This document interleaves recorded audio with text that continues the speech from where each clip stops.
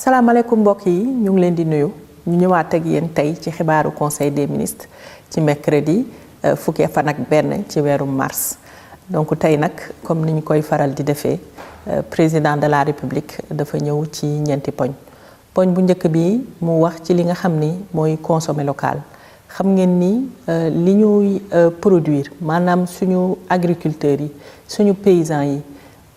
naam ñu ngi góorgóorlu bu baax di produire. waaye ba tey am na ay jafe-jafe yooyu nag ñu ngi ciy liggéey waaye président de la république bëgg na aussi ñu indi coppite bu baax ci ni ñuy consommer li nga xamante ni moom la ñuy produire fii Sénégal donc mu bëgg ministre yi nga xam ne ñoom la ñu dénk wàllum agriculture waaye ñoom la ñu dénk wàllum industrie ak commerce ñu gën a liggéey bu baax ba nga xam ni sénégalais yi dañ leen di gën a mën a tettee ci li nga xamante ni mooy consommer local waaye ci loolu aussi ñu def en sorte que produits yi gën a accessible prix yi aussi ñu liggéey ci bu baax ba nga xamante ni sénégalais yi dinañu ko mën a consommer ni mu waree ci loolu nag bëgg na vraiment ci wàll wi comme dëkk bi léegi monde bi mën nañu ne dafa doy waar war nañu def li nga xamante ni mooy ay stock yu am solo yoo xamante ni lépp lu mën a xew Sénégal dina am li nga xamante ni moom la soxla pour dund sans jafe-jafe ci ñaareelu poñ bi mu wax ci li nga xam ni moom la ñuy woowee économie sociale et solidaire loolu mooy jëfin bi nga xamante ni ñun askan wi dañu ko war a am ba nga xam ni ci wàllum koom-koom dañuy liggéey entre ñun ci lu circuit bu ndaw maanaam ci dëkk bi dañu ko war a liggéey économie bi dañ ko war a liggéey ba nga xam ni ñi nekk ci même secteur bi vraiment dañu war a gis seen bopp ci ni nga xamante ni noonu lay doxee ci jënd ak jaay bi donc loolu mu nekk gis-gis boo xam ne gis-gis bu am solo la pour développer li nga xam ne mooy économie réew mi surtout développer aussi ci li nga xamante ni mooy les couches vulnérables bu ñu ne couches vulnérables yi jàppal jigéen ñi jàppal ndaw ñi ñëpp ñi nga xamante ni xëy na du ñu am facilité bu baax accéder ci économie bu mag bi donc loolu nag mu wax ci li nga xam ne mooy ministre bi ñu dénk wàll wi mu liggéey ba nga xam ne stratégie économie sociale et solidaire mu gën a law ci Sénégal mu nekk loo xamante ni vraiment philosophie la bu ñuy développer ci Sénégal ci wàllum koom-koom wax na également ci li nga xamante ni noonu la ñu war a liggéeyee ak registre national unique bi mooy registre bi nga xam ne moom la ñu jagleel ñi nga xamante ni ñoom ñoo gën a néew doole fii Sénégal ñu gën leen dugal ci stratégie boobu waaye wax nañ également ci ñetteeli poñam ci li nga xamante ni mooy gën a taxawal gën a gaawal aussi li nga xamante ni mooy projet tali yeeg yooyu loolu lu am solo la ci agenda national de transformation Sénégal 2050 mu bëgg nag ñu liggéey gaaw ci surtout ci bu baax a baax ci construction yi waaye aussi entretien wu tali yi parce que ñun ñi ñëpp sénégalais yi dañu koy dund di gis tali yi ñu ñuy gaaw a yàqoo waaye surtout yu bari yoo xamante nañ ko war a defaraat surtout ci dëkkaat yu sori yi nga xamante ni am na ñoo xam ne sax jotuñu sax gis tali loolu ci ay projet yu am solo yoo xam ne teg nañ ko président de la république nag bëgg ñu accélérer projet yooyu ba nga xam ni sénégalais yi fépp fu ñu mën a nekk dinañ gën a gis seen bopp ci piste yooyu ak infrastructure routière yooyu ci ñeenteeli poñam mu jeexal ci li nga xamante ni mooy diplomatie wu réew mi wax na ni nag ñun Sénégal dañu am position bu am solo ci àdduna bi ci wàllum diplomatie loolu mu bëgg ñu gën ko dëgëral ministre bi nga xam ne moom la ñu dénk wàllum affaires étrangères am na jéego yu am solo yoo xam ne mi ngi koy def mu gën koo dëgëral ba nga xamante ni réseau bi nga xamante ni Sénégal mi ngi koy am ci àdduna bi mu gën a dëgër ci loolu nag wax na ni ci fukki fan ak juróom-ñett ak fukki fan ak juróom-ñaar ci weerum avril dina woo bépp ambassadeur ak bépp consul bi nga xamante ni moom mooy représenté Sénégal ci bitim réew dina leen woo fii Sénégal ñu amal conférence bu mag a mag ñu fas yéene waxtaan ci enjeu diplomatique yooyu. wax na ni également Sénégal ci ñaar fukki fan ak benn ci weerum avril dinañu amal li nga xamante ni mooy forum de Dakar sur la paix et la sécurité mooy forum boo xamante ni ci wàllum jàmm la ak ci wàllum kaaraange ci loolu mu nekk lu am solo loo xamante ni ñun ñoo koy accueillir mu nekk événement bu am solo boo xam ne bëgg na gouvernement bi liggéey ci lépp li nga xamante ni war na ko def pour mu nekk loo xamante ni day taxaw bu baax a baax. Premier ministre nag tey dafa ñëw ci ñaari poñ mu njëkk bi mu wax ci importance su ressources humaines ci stabilité wu réew mi ci loolu mu taxaw ci li nga xamante ni surtout mooy secteur santé ak secteur éducation mu jàpp ni secteur yooyu dafa am importance bu baax a baax ci doxalinu réew mi waaye surtout ñu gis ni secteur yooyu dafay am jafe-jafe yu bari ci wàllum ressources humaines ci nit ñi nga xamante ni ñoo ciy liggéey gis nañu difficulté yi nga xamante ni am nañ ko ci ay wàllum grève ci ñi nga xamante ni mooy fonctionnaires yi ak liggéeykat yi ci privé bi aussi jafe-jafe yi ñuy faral di am gis nañu aussi conséquences yi nga xamante ni xëy na régime yu fi weesu ay promesses yi nga xam ne dañu koy def te duñu ko mën a tenir ba nga xam ni dafay indi ay problèmes yu mag a mag ci secteur bi mu nekk ci instabilité boo xamante ni duñ ci mën a taxaw gis nañu wàllum bourse étudiants yi ci secteur santé bi ci secteur éducation bi grève enseignants yeeg yooyu ay conséquences la yoo xamante ni dañu ci war a liggéey loo xamante ni waxtaan ci ak acteurs yi xool une bonne fois pour toutes nan la ñu mën a def pour ñu jéggi problématique yooyu ci loolu wax na nag jéego yi nga xamante ni gouvernement bi amal na ko ci wàllum secteur yooyu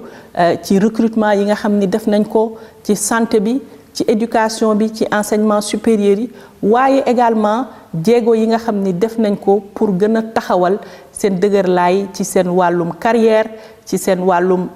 nu ñuy liggéeyee ba nga xam ne mbir mi gën a taxaw ci loolu nag bëgg na ñu liggéeyaat li nga xamante ni mooy code de la santé publique ñu liggéeyaat cadre juridique beeg yooyu noonu yëpp waaye surtout pacte national de stabilité bi ñu nga xamante ni taxawaloon nañ ko déjà depuis 2024 2025 bi ñu taxawal li nga xamante ni mooy comité bi loolu bëgg na acteurs yëpp yi nga xamante ni ñu ngi ci pacte de stabilité boobu li ñu wax ñu gën ko taxawal ci loolu nee na kon nag semaine prochaine incha allah mardi bii di ñëw dina réunir comité bi nga xamante ni mooy comité wu pacte national de comité de pilotage bi pour ñu waxtaanaat ci mbir moomu ba nga xam ni lépp lu jëm ci wàllum stabilité fii ci réew mi mu nekk loo xamante ni vraiment acteurs yëpp dañ ciy taxaw ci ñaareelu poñam nag dafa ñëw ci projet yi nga xamante ni ci projet prioritaire ci projet catalytique yi la bokk ci agenda national de transformation bi wax na ci agropoli wax na ci corniche ouest bi réhabilitation bi nga xam ne war nañ ko def waaye wax na aussi ci wàllum électrification rurale mu jàpp ni projet yooyu dafa amal solo bu baax a baax askan wi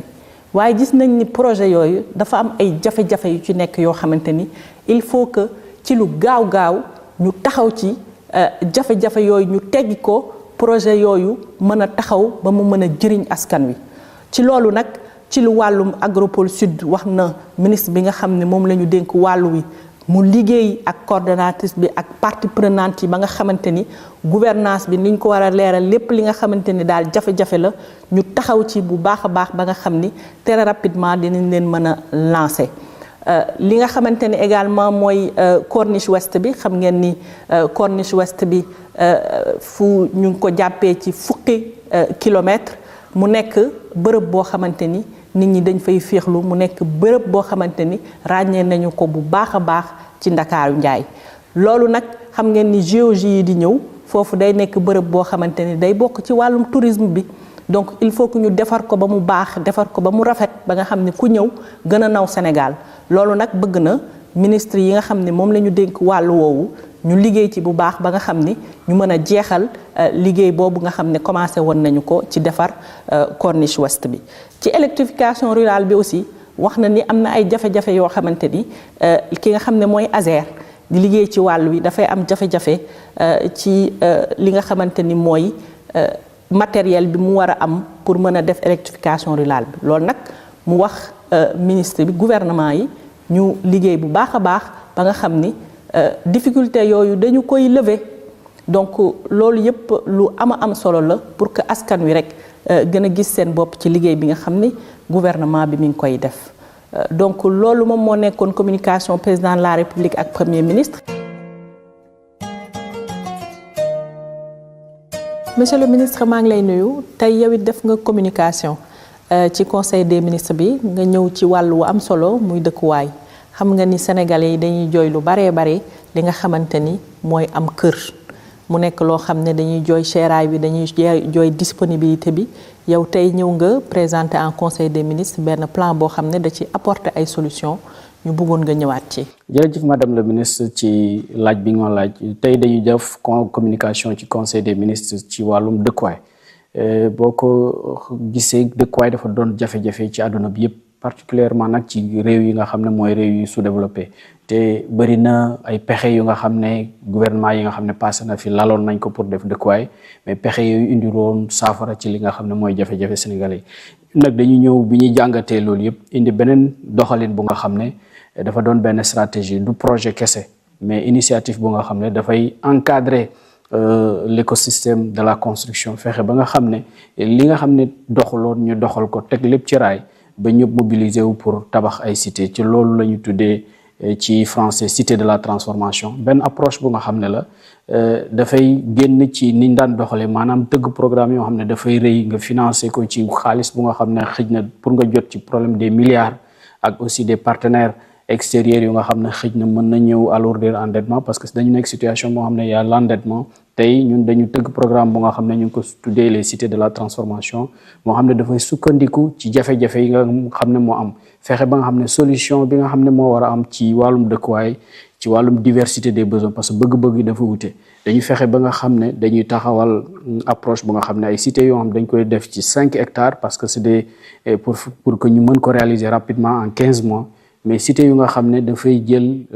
ñëpp kenn ku ci nekk ak sa tolluwaay sa am-am ñu fexe ba nga xam ne def de la location vente beneen bi mooy am na cité yu nga xam ne c'est de la location simple mais des cités yoo xam ne ci ay F3 F4 lay tënku mais fexe ba nga xam ne du doon Dakar rek mais dañ koy def mu dem ci yeneen régions yi parce que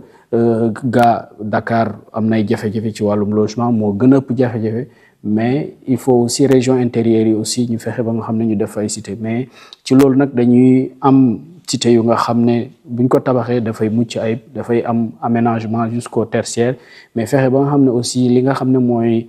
autoconstruction parce que ñu bëri dañuy tabaxal seen bopp ñu accompagner leen jox leen suuf bu nga xam ne déjà dañ ko aménager viabiliser ko ñu mën a ñëw tabaxal seen bopp ñëw aussi si diaspora ak ñi nga xam ne ñooy fonctionnaire mais ñëw aussi ñi nga xam ne ñoo nekk ci secteur informel maanaam bépp sénégalais bu nga xam ne yaa ngi yëngu rek dañuy def de telle sorte que ñun lii ñu tëgg nga mën ci gis sa bopp nga mën koo jote ak sa moyen parce que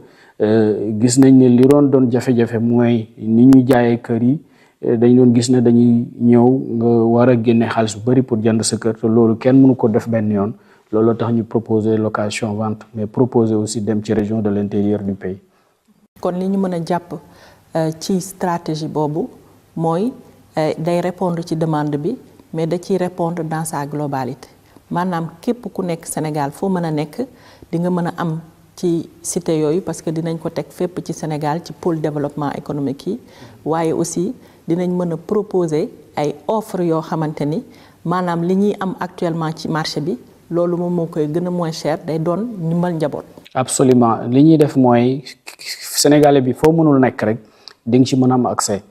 parce que dinañ ko def li ñu bëgg a def mooy 18 cités la ñu bëgg a tàmbale def ko ci pôle territoire dañu bëgg ni ñu tëggee agenda national de transformation wax pôle territoire ñu fexe ba ne pôle bu ne ñu def fa au minimum benn cité te dañu fexe ba nga xam ne aussi niñ ko tëggee sénégalais bu nekk foo mën a nekk ak sa moyen nu mu toll nga mën si jote wax naa léegi dañ ciy boole waa diaspora mais dañ ciy boole aussi fonctionnaires yi boole si ñi nga xam ne ñoo nekk secteur informel te nit ku nga xam ne mu ngi fay par exemple location 150 000 wala 200 000 boo ko joxee location boo xam ne dafay fay 90 000 wala 100 000 nga xam ne bu paree mooy moom këram loolu dina doon yombal bu nga xam ne képp ku nga xam ne sénégalais rek di nga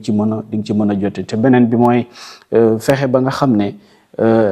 coopérative yi nga xam ne am na ñu jàppale leen parce que coopérative dañu am avantage parce que dañu am organisation am suuf mais aussi am moyen financier à travers leur cotisation te ñooñu bu ñu leen gunge rek mën nañu produire logement yu bëri beneen bi mooy ñi nga xam ne ñooy les promoteurs privés daf ci bëri ñoo xam ne am nañu moyen am nañ financement am nañ suuf ñooñu aussi bu ñu leen gungee day tax li nga xam ne moom mën a li ñu mën a produire ci logement day bëri ak am na ñeneen ñoo xam ne ay fonctionnaires lay ay enseignants la ñeneen ñi aussi force de défense ñooñu ñëpp ñu ngi waxtaan ak ñoom pour que li ñu war a créer un cadre bu nga xam ne ñëpp dañ ci mën a ànd ñu liggéey mën a produire du logement pour que régulation loyer bi ñuy wax ñu mën ko def parce que balaa nga réguler loyer il faut nga créer condition production pour nga produire du logement parce que mooy premier facteur bi permettre ñu def régulation loolu yëpp la ñuy def mu doon solution boo xam dafay doon solution structurelle boo xam ne d'ici 2029 dinañ mën a créer cité yu bare déjà à partir de 2026 déjà dinañ commencer créer ay cité yu nga xam ne dinañ ko mën a jébbal Sénégalais yi. jërëjëf merci.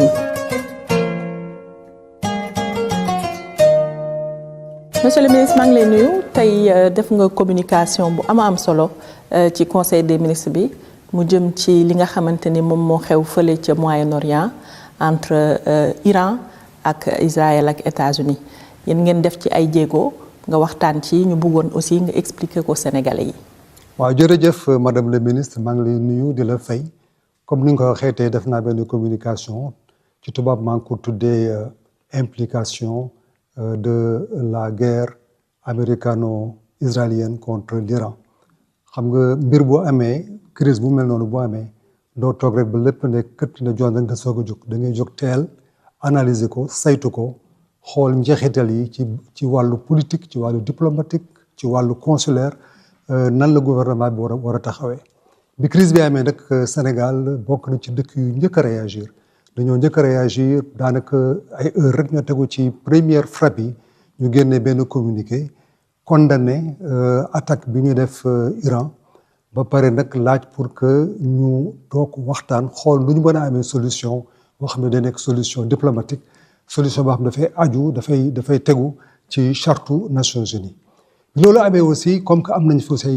mbokk yu nekk Iran am mbokk yu nekk dans la région li ñu njëkk a def c'est que dañoo créer benn cellule de crise au niveau du ministère des affaires étrangères cellule de crise bi daanaka kàngam yi nekk ci ministère bi ak suñu ambassadeurs yi nekk ci région bi muy Iran muy Koweït muy Arabie Saoudite ak tous les pays qui sont concernés ñu def benn cellule de crise xam ne dañuy analyser pratiquement heure après heure répercussions yi am au niveau d'abord de la géopolitique mondiale au niveau politique au niveau économique au niveau diplomatique au niveau consulaire ba pare nag ñu créer aussi beneen groupe boo xam ne bi dañoo créer benn tableau où on a répertorié pratiquement tous les points focaux de nos ambassades au niveau de la région ba pare distribuer ko au niveau des sites web de notre ministère mais aussi des sites web d'autres entités pour que sénégalais foo mënti nekk dans la sous-région nga mën a xam ban numéro ngay woo bu nekkee ne am nga problème pour ñu conseiller la wala pour ñu jàppale la alors lu ñu njëkk a def nag mesure bu concrète bu njëkk a def mooy que comme que Iran moo ne woon le point chaud dañoo laaj que ñi nekk Iran nañu fexee ñu répertorier wu xool nu ñuy def ba génne leen Iran donc dañoo njëkk a commencé ak le personnel diplomatique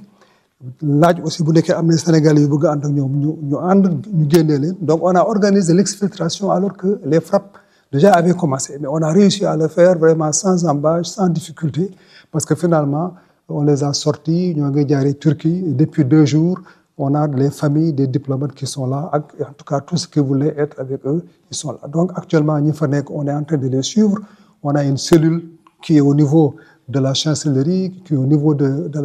la résidence même de l'ambassadeur et on est en train donc de suivre la situation jour après jour. macha allah donc li ñu mën a jàpp rek mooy en tout cas ministère bi liggéey na ba nga xam ni suñu mbokki sénégalais yi nga xamante ni ñi ngi woon foofu liggéey nañu pour protéger leen ñëpp ñi nga xamante ni bëggoon nañu ñibbisi évacuer nañ leen aussi ñu ñibbisi jaaree Turquie ñu ngi fi depuis 2 jours en sécurité. Voilà exactement ñu ne woon Iran moom on a réussi à les sortir bon ñu nekk dans les autres pays pour le moment le besoin ne se fait pas sentir pour que ñu évacuer leen mais les contacts sont toujours là sont noués képp koo xam ne que da nga soxla ndimbal wala tu ne te sens plus en sécurité les numéros sont déjà publiés numéro boo woo ñu jël la te bu nekkee da nga soxla ndimbal moom gouvernement Sénégal dina taxaw tem def loo xam ne li war na ko def pour ñu jàppale nga génn. En même temps aussi ci communication du conseil des ministres xam nga toujours booy def dara da ngay saytu booy saytu aussi doo toog rek xaar ba conséquences yi. On sait par exemple que le détroit d'Ormuz actuellement am na perturbation. Donc on a déjà commencé à avoir une flambée des prix du pétrole. C'est sûr que crise bi am foofu les répercussions dina yegg fépp dina yegg actuellement au Sénégal, c'est sûr et certain. Donc le gouvernement aussi a réfléchi à cela xool yan matuwaay la ñuy jël pour que daal bu crise bi demee ba tar ñu xool ñun nan la ñuy fexe ba mën cee génn ni mu waree. incha allah jërëjëf monsieur le ministre. jërëjëf madame la ministre. waaw kon li ñu mën a jàpp ci li nga xamante ni loolu la ministre des affaires étrangères wax ci li nga xam ne mooy crise bi am fële Moyen-Orient mooy Sénégal jël na ay matuwaayam yépp yi nga xam ne war na ko jël pour protéger sénégalais yi nga xam ni nekk na fa waaye aussi tooguñu di xaar di xool mbir mi ni muy évoluer gouvernement du Sénégal jël na ay matuwaayam pour xool aussi conséquences yi nga xam ne moom la war a mën a jur fii nga xam ne mooy suñu dëkk wax na ko pétrole bi ak gaz bi gis ngeen ni ci dëkk yu bari mi commencé di yéeg am na ñun ay projection yi nga xamante ni gouvernement du Sénégal jot na ko def dina am aussi ay mesures yoo xam ne dinañ ko jël pour protéger au maximum li nga xamante ni mooy suñu dëkkin fii Sénégal nga xam ne impact bi dina néew loolu ci ni ñu ko mën a defee fii ci Sénégal donc ñuy gën a exhorter rek maanaam di gën a soññ population sénégalaise pour que ñu xam ni dañoo war a gën a jàpp gën a dëgër lépp lu ñu mën a def aussi pour yaxanal bi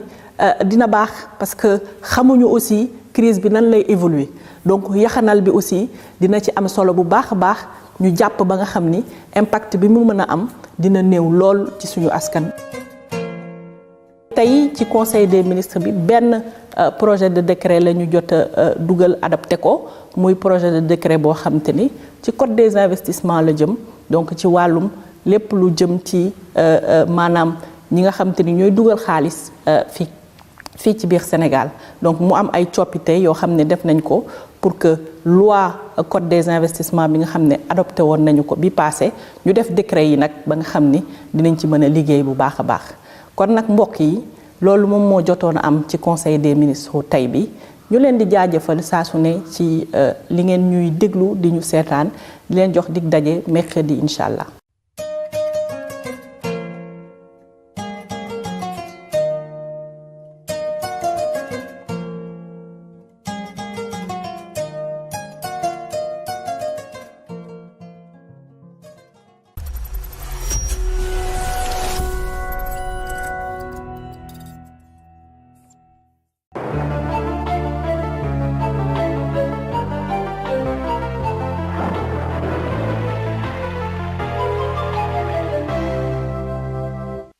Mesdames et messieurs, bonsoir. L'avis de vent fort annoncé depuis plusieurs jours maintenant prendra fin à partir de demain, donc jeudi à 6 h du matin, donc ce qui permettra aux